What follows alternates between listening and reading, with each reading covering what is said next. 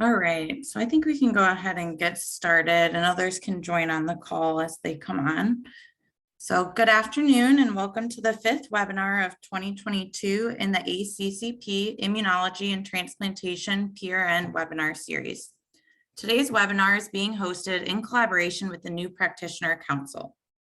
My name is Krista Walter and I am a solid organ transplant clinical pharmacist at Michigan Medicine currently, and it is my pleasure to moderate today. Today's webinar is titled Resident Research Showcase, and we are honored to have Dr. Rish Arora, Dr. Elise Hyman, Dr. Deep Majmundar, and Dr. Emily Morgan present their research for us today. In a moment, I will turn it over to Dr. Rish Arora to begin the presentation, but first, here are a few quick notes. For our audience members, please ensure that your microphone remains muted for the duration of today's presentation. The mute button is located in the lower left-hand corner of your screen. If at any point during the presentation you have a question for the speaker, please submit your question by using the chat functionality at the bottom of your screen. Please send your questions directly to me as the moderator of today's webinar to minimize potential interruptions. We will take questions at the completion of the presentation. Also, today's webinar will be posted on the ACCP IMTR YouTube channel. If you experience any technical difficulties during this webinar that are not fixed by logging out and refreshing your internet connection, please make me aware through the chat functionality. Now, without further ado, I will turn it over to Dr. Rish Arora.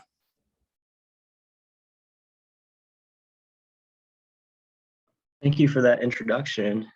For those who don't know me, my name is Rish Arora, and I am one of the PGY2s at Northwestern. And today we'll be discussing the comparison of immediate release tacrolimus to Envarsus XR on the development of donor-specific antibodies in kidney transplant recipients. Where I have nothing to disclose, nor does my presentation include any discussion of off-label or investigational use. Where by the end of this presentation, one should be able to recognize how tacrolimus formulation may affect donor-specific antibody production as an impact on outcomes in kidney transplant recipients. I apologize if I cough during any point in this presentation. I'm actively fighting COVID right now. As a brief background, there are numerous risk factors for de novo DSA formation, and in the context of transplant pharmacy, those include medication noncompliance and inadequate immunosuppression that may stem from CNI minimization or elimination protocols. And in that context, there are numerous formulations of tacrolimus, as we know, that have been compared in terms of pharmacokinetics and pharmacodynamics, but not in the context of alloimmune-related injury and de novo DSA formation, where we do know that the prolonged release or Envarsus XR or LCPT formulation of tacrolimus has been shown signed in with my Apple ID. Has been shown to have optimal pharmacokinetics and pharmacodynamics with 30% lower peak concentrations, as well as the elimination of the higher initial peak, showing a similar AUC and overall exposure based on the ASCO study. Similarly, one can also look into immune activation and surveillance, as this is a growing area of study with serum-based biomarkers. Here at Northwestern, we utilize a combination of TrueGraph and TRAC, known as OmniGraph, via transplant genomics as a biopsy-sparing regimen, potentially. And this is a valuable area of interest in order to individualize care for our kidney transplant recipients in the context of protection, monitoring, and surveillance. TrueGraph is a blood gene expression test that's intended for use in kidney transplant recipients with stable renal function as a non-invasive supplement to surveillance biopsies, using differentially expressed genes in the blood to identify patients who would be adequately or not adequately immunosuppressed as a qualitative measure to rule out subclinical acute rejection, differentiating patients as TX or transplant excellence, not TX or not transplant excellence.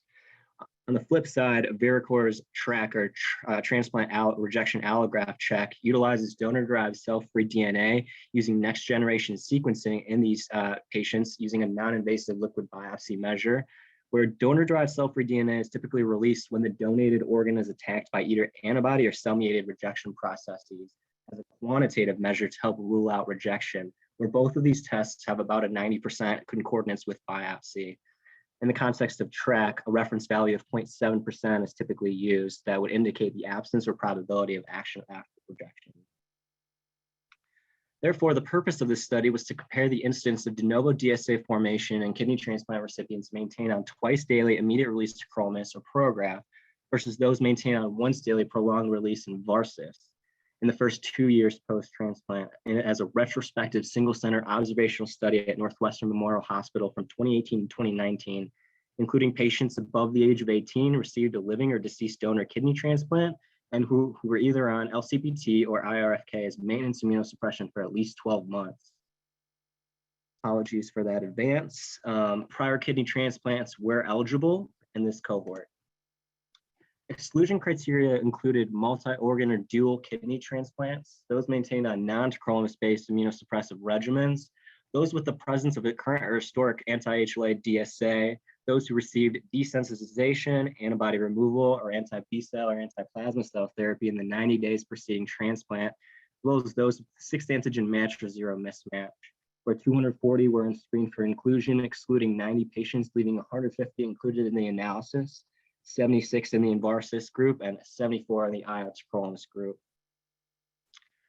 The primary outcome was treatment failure, defined as a composite of de novo DSA formation, biopsy-proven acute rejection, and patient death or graft failure at 24 months.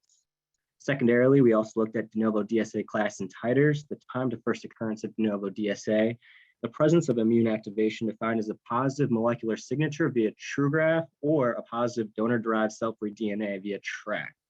The changes in renal function at 6, 12, and 24 months, as well as the incidence of BK virus nephropathy and cytomegalovirus. Following statistical analysis was used, including chi-squared Fisher's exact test, student t-test, and Mann-Whitney U, as well as time to first analysis using 95% confidence intervals and a log rank test. Baseline characteristics between the two groups are here in table 1, which were well balanced between both groups with a median age of about 46 to 51 years. As far as transplant goes, their prior kidney transplants and class 2 PRA were the only demographics that were statistically significantly higher in the IRFK group due to the fact that they did have prior kidney transplants and were maintained on IRFK to begin with. Induction for the majority of patients was with alemtuzumab or Campath, and the majority of patients concurrently with their formulation of tacrolimus received mycophenolate as part of their maintenance immunosuppression regimen. We are a steroid withdrawal center here. FK trough levels, serum creatinine, and those with an EGFR greater than 60 at 6, 12, and 24 months were all not statistically significant. Here we have the composite primary outcome of treatment failure, where this was found to be not statistically significant, however, was found to be numerically higher in all individual components, de novo DSA formation, BPAR, and graft failure inclusive of death in the IR tacrolimus group, but again, not found to be statistically significant. In terms of de novo DSA formation, the time to first occurrence of de novo DSA occurred about at a median about 450 days, which was also not found to be statistically significant, nor was the HLA subclass or titer that predominated in class A and C, DQ, and DR as well. In terms of viremias, as our other secondary outcomes, both biopsy-proven BK virus nephropathy as well as CMV syndrome requiring treatment were not found to be statistically significant, though were both numerically higher in the IRFK group. Immune activation, on the other hand, was a different story and quite confounding in the fact that only a small subgroup from 2018 to 2019 had been found to be routinely using non-invasive rejection monitoring at our center. There were no patterns or protocol consistency in either cohort, although we did find a statistically significant value in terms of gene expression profiling using TrueGraph in the Varsis group that was statistically higher. Although there was limited repeated non-invasive rejection monitoring done for this subcohort of patients, and this statistically significant value was mostly attributable due to a positive gene expression profile, but is quite honestly riddled with both type 1 and type 2 error because of the inability to evaluate both of these simultaneously or even correlate to biopsy as well. In general, there are numerous limitations associated with the study based on its small sample size and retrospective review that led us to be unable to assess patient adherence to their immunosuppressive regimens. It's also difficult in the context of external validity to be able to compare these results to other centers who report MFI, whereas we report titers. Patients were also unable to, were often switching formulations, which was often dictated by insurance costs and availability. We tried to control for this by maintaining that patients be on their formulation of tacrolimus for at least 12 months of the study period. In terms of immune activation, where the limitations were the highest, positive samples represent only a single point in time. It's not necessarily indicative of longitudinal changes of one's gene expression profile in the context of TRAC or TrueGraph or donor-derived cell-free DNA. And its use was limited during the designated time period back in 2018-2019, where the use of biomarkers at our center has picked up tremendously in the context of using it as a biopsy-sparing regimen to prevent seeing patients because of COVID. And we can conclude from this that at 24 months post-transplant, the composite primary outcome of treatment failure was numerically higher in the IFK group, though this did not reach statistical significance. Not to mention that blood-based molecular biomarker assessing immune activation may allow for less invasive, more frequent monitoring of kidney transplant for patients.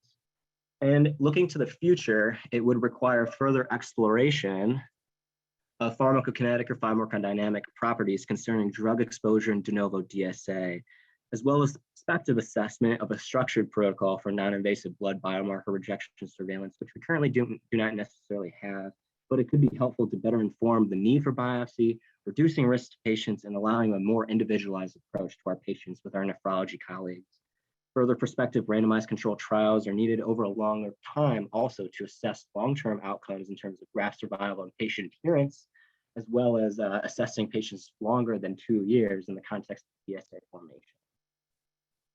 I'd like to acknowledge the following individuals, part of the Northwestern transplant team, as well as one of our nephrologists at heart.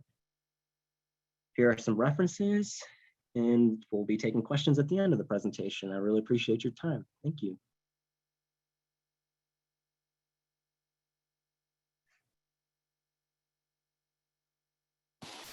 Hi everyone, my name is Elise and I am a PGY1 pharmacy resident at Tampa General Hospital.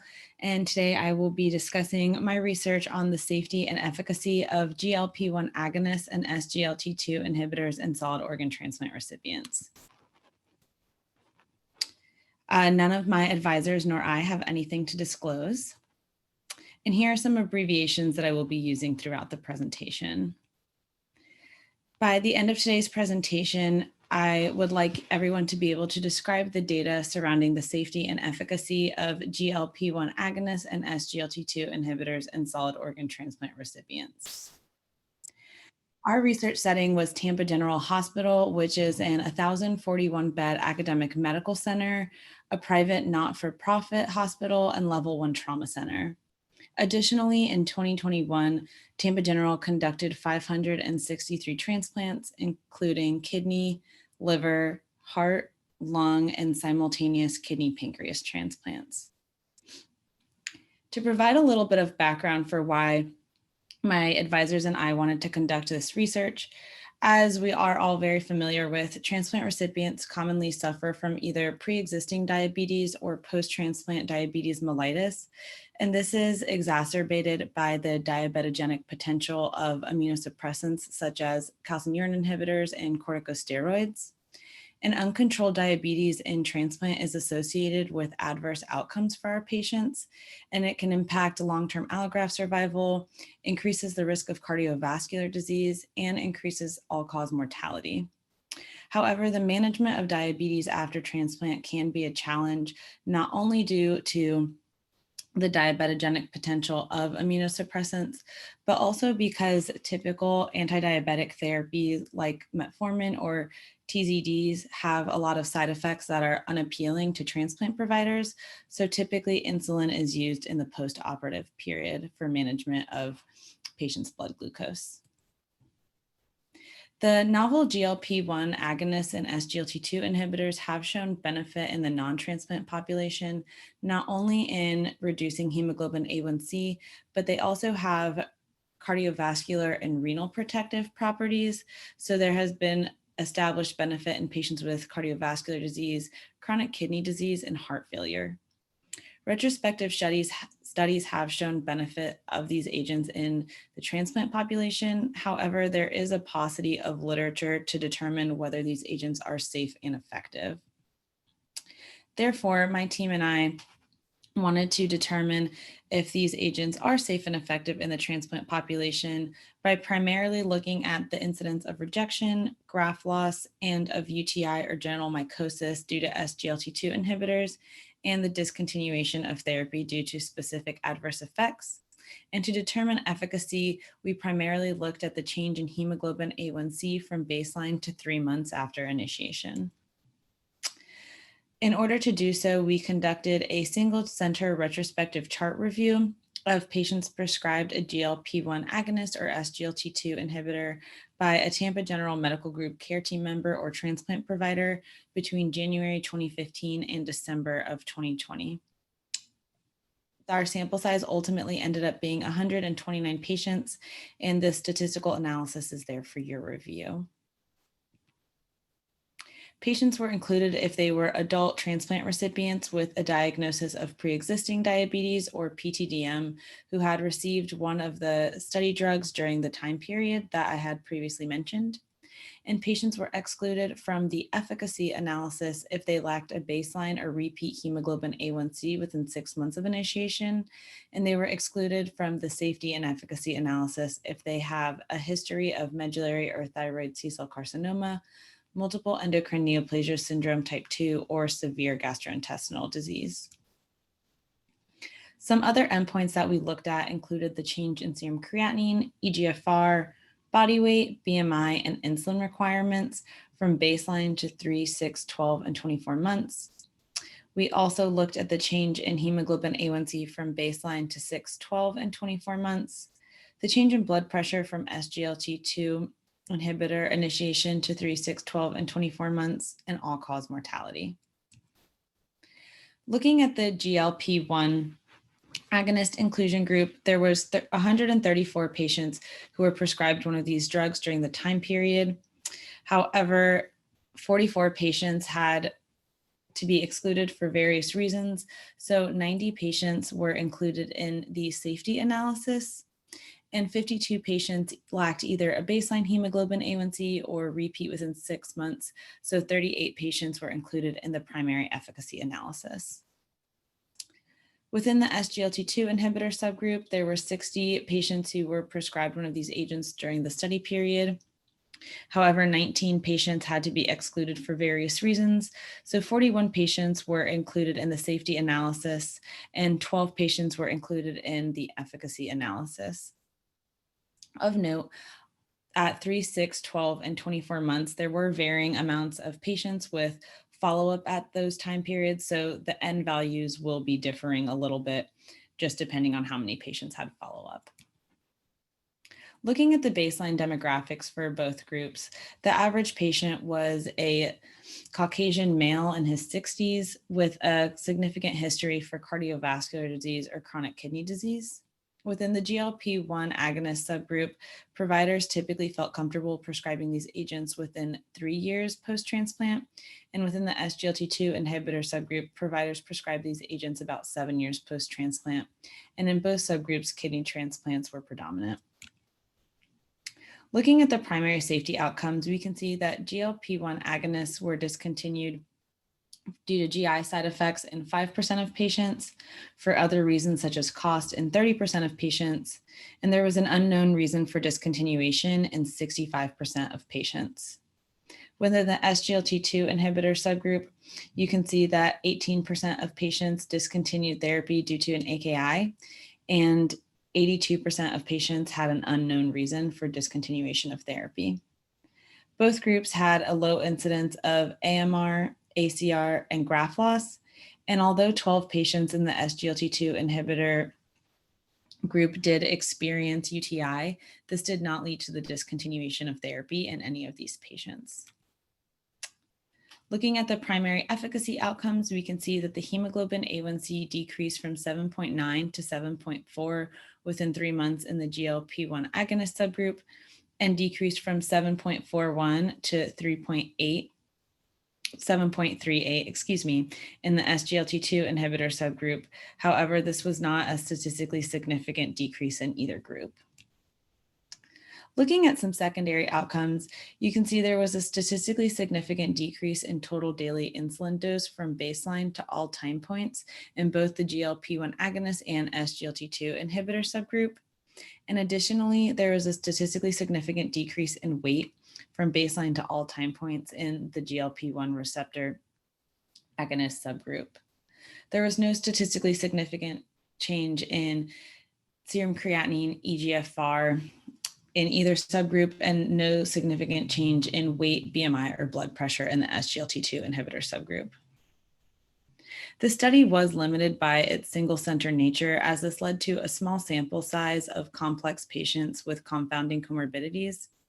And additionally, its retrospective nature led to an inconsistent hemoglobin A1C data for all patients. There was an inability to collect other antidiabetic agents that patients may have been on.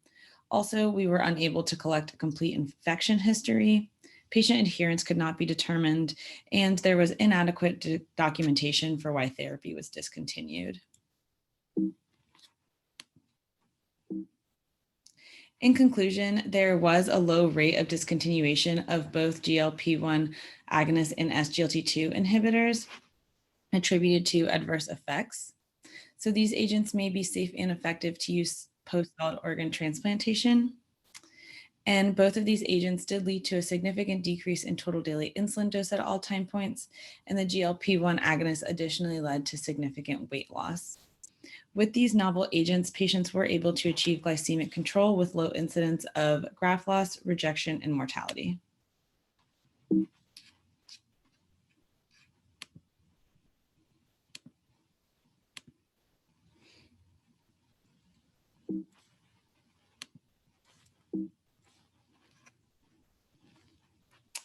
I would like to acknowledge the following people who helped me with my research.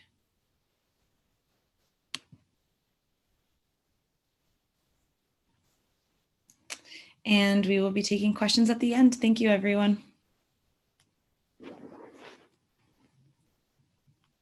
Hi, everyone. This is Deep. I'm a PGY2 transplant pharmacy resident at Temple University Hospital in Philadelphia. Today, I'll be presenting my research project on oseltamivir for the prevention of influenza infection in lung transplant recipients at an academic medical center.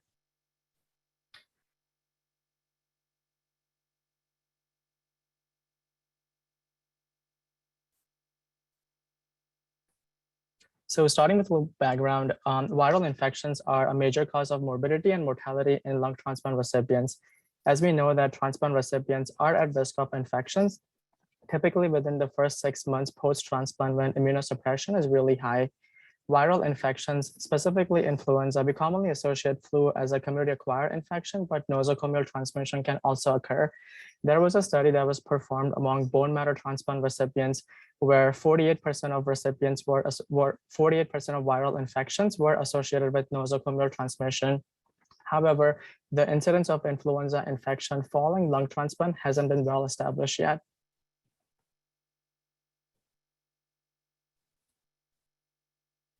There aren't any studies out there looking at oseltamivir for pre-exposure prophylaxis post-lung transplant. So back in February of 2018, the lung transplant program at my institution implemented influenza prophylaxis protocol with oseltamivir to prevent nosocomial transmission of flu in all hospitalized lung transplant patients, as well as on lung and heart transplant recipients who met at least one of the following criteria. So the criteria were all lung transplant recipients who are within 1 year of their transplant date, any lung transplant recipient who hasn't received the influenza vaccination for that respective flu season, and any lung transplant recipient being treated for rejection. So if you meet one of the following criteria, then you will be qualified for oseltamivir for influenza prophylaxis.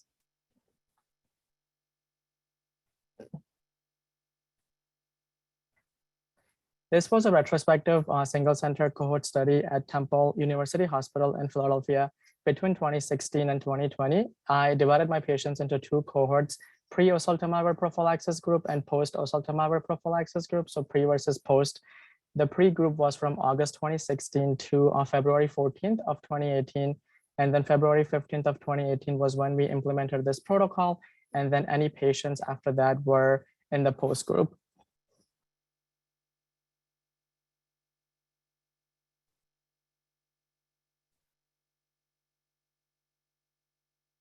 Who were the patients included in the study? So for the pre-group, any single, double lung or heart lung between August of 2016 and February of 2018 were included in the study. They should have followed up at our institution for at least 1 year post-transplant and age 18 through 85 years. Same criteria for the post group as well, but here the dates are from 2018 to 2020. If you meet one of the 3 criteria that I mentioned earlier, then you're eligible to get oseltamivir prophylaxis. One thing that I would like to point out is that not all the patients in the post group were given oseltamivir. So oseltamivir for prophylaxis was only given during the high influenza season. So I looked at 3 different seasons, 2017 to 2018, 2018 to 2019, and then 2019 to 2020 season. So anyone who meets one of the 3 eligibility criteria and were hospitalized during the influenza season were included in the study. And just to clarify, any patients who were transplanted or readmitted outside the prophylaxis timeframe in the post group were not given oseltamivir. So I hope this makes sense now in terms of who gets oseltamivir for prophylaxis post-transplant.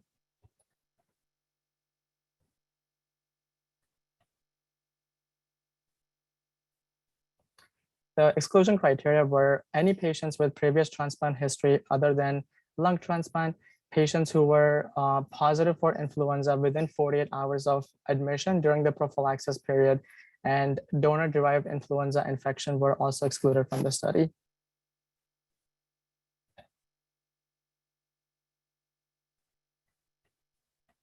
So I screened about 463 patients, of which 158 were included in the pre-group, 170 were in the post group, and as I mentioned before, that oseltamivir prophylaxis was only given during the prophylaxis period in the post group. So for the 2017-2018 season, there were a total of 24 patients who received prophylaxis, with 10 being the new transplant and 14 being readmitted during the prophylaxis period. Similarly, there were 108 patients who were included during the 2018-2019 season and 109 patients during the 2019 and 2020 season. The primary outcome of this research was to compare the influenza infection rate pre and post implementation of this protocol. Secondary outcomes were to evaluate the efficacy of this protocol by looking at how compliant we were, adverse events, and cost. For statistical analysis, baseline demographics, compliance rates, and adverse drug reactions were reported with descriptive statistics. Fisher's exact test was used to evaluate the influenza infection rate and in the pre and post group, and chi-square test for the influenza vaccination rate. Here are the baseline demographics. I just want to highlight a few of them. The mean age was 65 and 64 years in the pre and post group. About 3/4 of the patient population was Caucasian, and interstitial pulmonary fibrosis, IPF, was the most common pre-transplant diagnosis, followed by COPD in both groups. The most common type of transplant in the pre-group was a left lung transplant, 39%, versus a right lung transplant, 38% in the post group, and a little more than half of the recipients received basiliximab as their induction agent in both groups.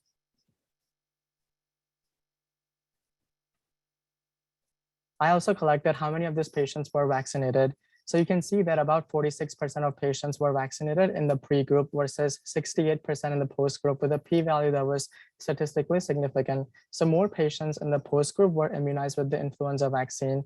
The pie chart here shows you the type of vaccines transplant patients had in the post-group. So a little more than 1/3 of the patients received the standard dose vaccine. There were 33% of patients who received the high dose vaccine, and there were 32% of patients who were not vaccinated at all.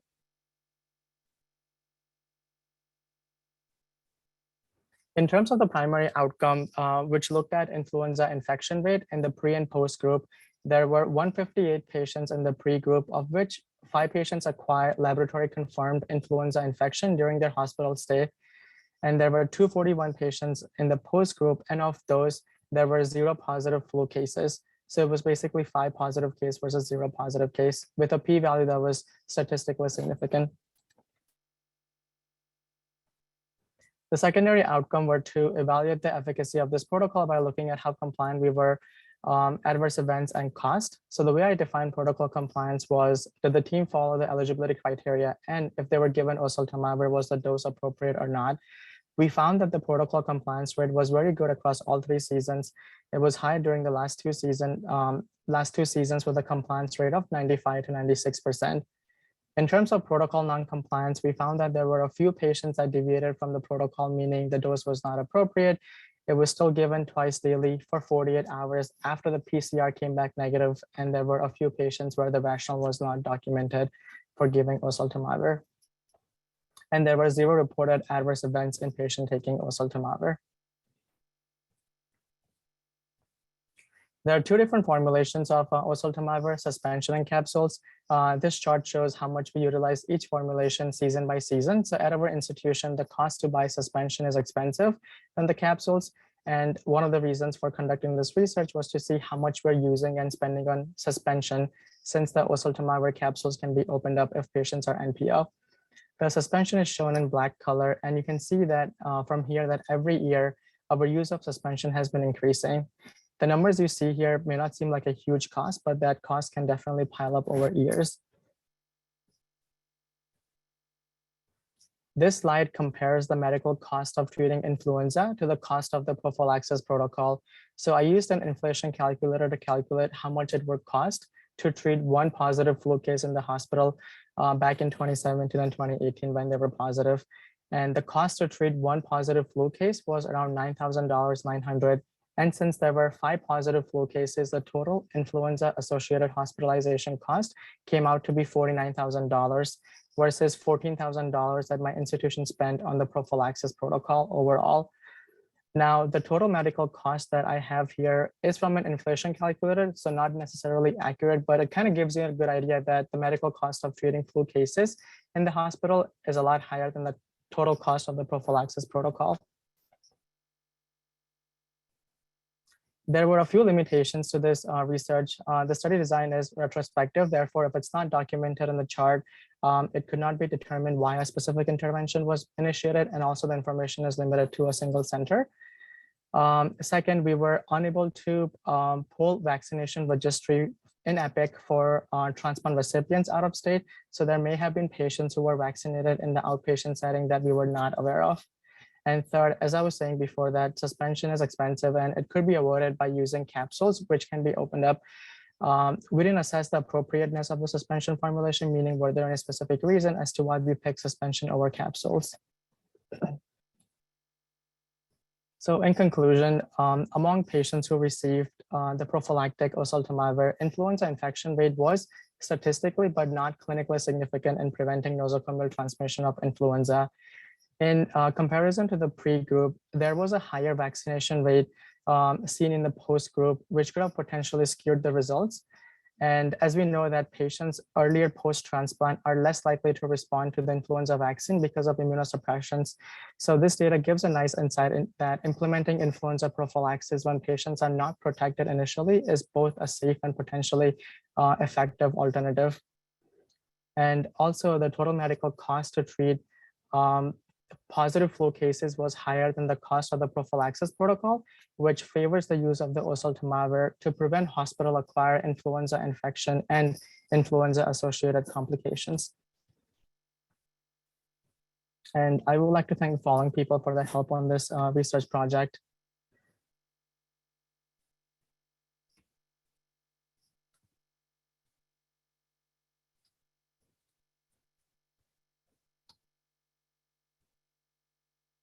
With that, I conclude my presentation. Yeah, thank you for taking the time to attend this presentation, and I'm happy to take any questions at the end. Thank you.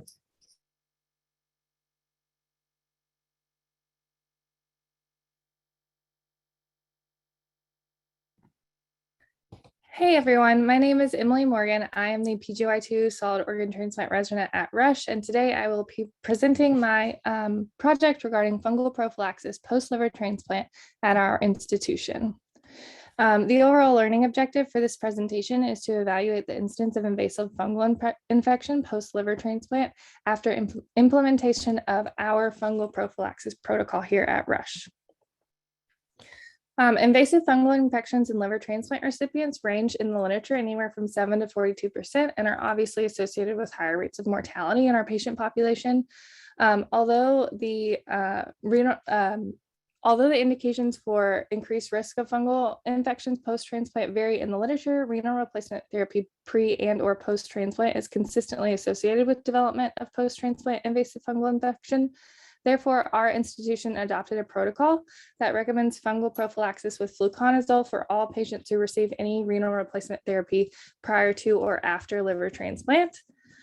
Prior to implementation of this protocol, fungal prophylaxis at our institution was determined on a case-by-case basis and resulted in an overall rate of IFI of around 17%. A little bit about our study site. So we are located in Chicago. We are an academic medical center with a little over 670 beds. We do kidney, pancreas, and liver transplants at our institution, and the numbers listed for 2021 and 2020 are there. For our overall study design, so the aim of the study was to determine overall incidence of invasive fungal infection in our liver transplant population in the patients who received protocol-based fungal prophylaxis with fluconazole. And we also wanted to look closer at the incidence of IFI in our patients who received renal replacement therapy and kind of the impact of fungal prophylaxis in this specific population. This was a single center retrospective cohort study from July 1st, 2016 to June 20th, 2021. And we included all patients who received a liver transplant in that time frame. And we excluded any patient who died within 72 hours post-transplant or only had a positive fungal urine culture. Our primary objective was overall incidence of IFI, with our secondary outcomes being risk of IFI in relation to renal replacement, both pre and or post-transplant, in relation to patients who returned to the OR within 7 days post-transplant, and also in relation to patients who were intubated pre-transplant. This is kind of a workflow of how we got to our patient population. So I screened over 177 patients, and we ended up excluding 12 of those patients. We included 165 patients total, 97 of which did not receive fungal prophylaxis, 68 of which did. So I wanted to go briefly over our specific fungal prophylaxis protocol post-liver transplant. So we will consider a perioperative fluconazole dose if the patient required renal replacement pre-transplant or they have a prior candida colonization. But post-transplant, we determine the risk of IFI, and then we'll give fungal prophylaxis accordingly. So our high-risk patients are any patients who received renal replacement therapy, either pre or post. Those patients will automatically receive fluconazole, 400 milligrams, either IV or PO, every 24 hours, and we will adjust that based on renal function. And then other patients who are considered intermediate risk, if they have any two of the following characteristics, we will also consider fungal prophylaxis in them. And that will be cholecystectomy if they had an high intraoperative transfusion requirement, if they also required a retransplantation in a single admission, or if they returned to the OR for any cause. So if patients had two of those, they would also be eligible for fluconazole fungal prophylaxis. So we also tried to do a fungal risk assessment 24 hours after liver transplantation, and then do subsequent assessments at weekly intervals while the patient is in the ICU to determine further need for fungal prophylaxis. And then we will discontinue the fungal prophylaxis if the following criteria are met, even if the patient remains on renal replacement therapy. If the patient is clinically stable, transferred out of the ICU, no longer has any central lines, and then at least 2 days prior to discharge unless otherwise indicated. So going into our study results a little bit, this is just our baseline patient demographics. Our average age and weight at the time of transplant was 84 kilos with an average age of 55 years with majority male patients and strictly liver transplants. We did have some liver kidney transplants as well. This table just describes our overall results. We've got the number of IFI out of the total with the percentage there. But if we break it down a little bit more by primary outcome and secondary outcomes, as you can see for our primary outcome, the overall incidence of IFI in relation to fungal prophylaxis, we had 15 of the 53 patients who received fungal prophylaxis develop an IFI, and then we had 7 of the 90 patients who did not receive fungal prophylaxis develop an IFI. For our secondary outcomes, pre-transplant renal replacement therapy only and post-transplant renal replacement therapy only were not increased risk factors of IFI post-liver transplant, but patients who received both pre and post-renal replacement therapy did have an increased risk of IFI. Patients also had an increased risk of IFI if they returned to the OR or were intubated pre-transplant. For our culture results, of the 22 positive cultures, the majority were obtained from the abdomen at 45%, with the most common organism isolated with Candida. This was just breaking it down more by development of IFI in patients who actually received fungal prophylaxis to determine if our fungal prophylaxis protocol is adequate for these specific patients. So the majority of patients who received fungal prophylaxis and developed invasive fungal infection were on fungal prophylaxis for an average of 1 to 7 days at about 40%. And the average time to positive culture in this patient population was 16 days. And then this graph on the left just determines patients who received fungal prophylaxis and developed IFI, and it's got the most common occurrence at the top. So renal replacement therapy happened in about 87% of those patients, and then returned to the OR, and then it goes down from there. So overall conclusions and practice improvement from this study, we concluded that the overall incidence of IFI at our institution and most common causative organism is consistent with current literature. And we also determined that a standardized fungal prophylaxis protocol utilizing renal replacement therapy pre and or post-transplant as an absolute indication for fungal prophylaxis is an effective strategy for reduction of IFI. We also determined that patients who received renal replacement both pre and post-transplant, patients who returned to the OR post-transplant, and patients who were intubated pre-transplant were at a statistically significant increased risk of developing IFI. So overall, from this data, we determined specific changes to our fungal prophylaxis protocol that we may implement in the future. We are going to probably add addition of return to the OR as an absolute indication for fungal prophylaxis post-transplant, as this was a high instance of these patients who returned to the OR had a higher instance of obtaining IFI post-transplant. We also are considering extension of duration of fungal prophylaxis to a set number of days if the patient has the predetermined risk factors, potentially 7 to 14 days, determine on what we decide in liver quality. And then we also consider intubation pre-transplant as a secondary indication for fungal prophylaxis. Here are references, and I would like to acknowledge the following people for help with this study, and then we will take questions at the end.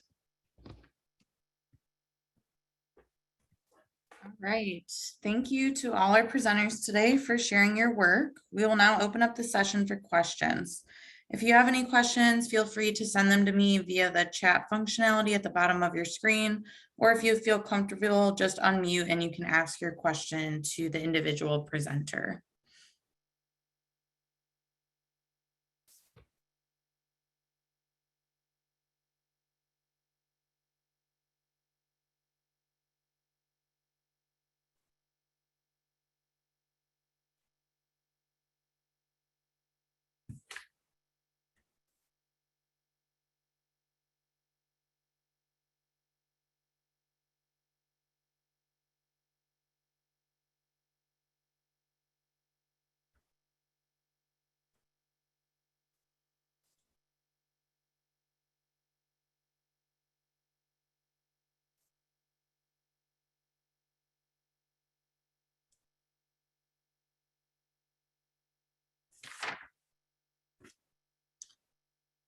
So we do have a question for Dr. Aurora.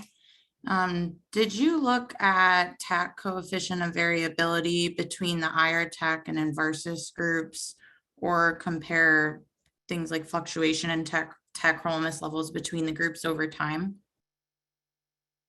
Thank you for the question. Did not look to the coefficient of variability or like time and therapeutic range, just based on limitations of a retrospective review and time of having like time to being able to chart review. Just honestly, logistically would have been like way too many levels. But that's definitely a great direction to take this, knowing that there could be differences in those two components associated with adherence, certainly, and knowing that it takes like Envarsus longer to get to be therapeutic as well.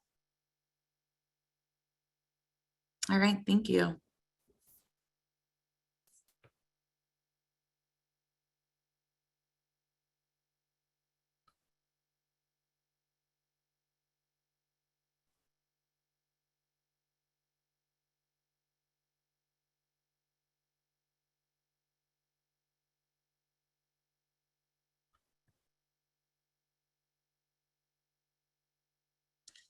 All right, I'm not seeing any other questions pop up in the chat box. I'll give one last call for any other questions for our presenters before we conclude for the night.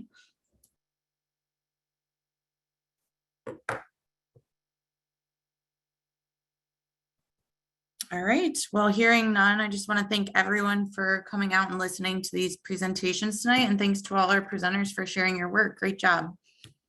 Have a good night, everyone.